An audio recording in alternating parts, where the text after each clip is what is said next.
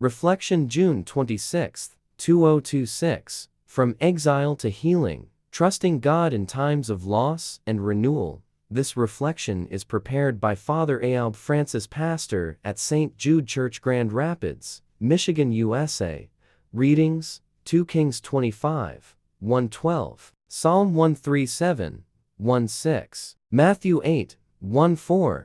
Today's readings take us on a journey from devastation to restoration, from tears to healing, and from exile to hope. In the first reading, we witness one of the saddest moments in Israel's history. Jerusalem, the holy city, is besieged, conquered, and destroyed by the Babylonians. The temple is burned, the city walls are torn down, and many people are carried away into exile. The consequences of years of unfaithfulness to God become painfully evident. The people lose not only their homeland, but also the visible signs of God's presence among them. Psalm 137 captures the sorrow of the exiles. Sitting by the rivers of Babylon, they weep as they remember Zion. Their hearts are broken because they are far from home and far from the place where they worshiped God. Yet even in their grief, they refuse to forget Jerusalem. Their lament reveals a deep longing for God and a desire to remain faithful despite their suffering. The Gospel presents a striking contrast. While the first reading shows a nation wounded by sin and suffering,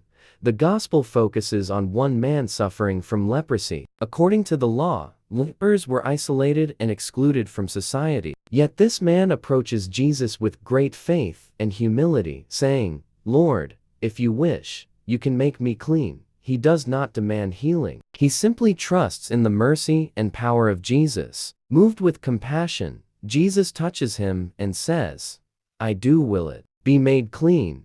Instantly, the man is healed and restored to the community. The connection between the readings is powerful. The people of Jerusalem experience the consequences of turning away from God, while the leper experienced restoration through faith in God. Both stories remind us that God never abandons His people. Even when we suffer the consequences of our mistakes, God continues to call us back to Himself. Jesus came precisely to heal what sin has wounded and to restore what has been lost. Practical lessons for us: 1. Sin has consequences. Like the people of Jerusalem, we must recognize that turning away from God damages our relationship with Him and with others. 2. Never lose hope in difficult times. The exiles wept by the rivers of Babylon, but God eventually brought His people home. God can bring healing and renewal even from our darkest moments. 3. Bring your wounds to Jesus. The leper teaches us to approach Jesus with humility and trust. No situation is beyond His power to heal. 4. Faith opens the door to God's grace. The leper's confidence in Jesus allowed him to experience healing. We too are called to trust God's timing and His will. 5. Compassion transforms lives. Jesus touched someone whom others avoided. We are called to reach out to those who are lonely,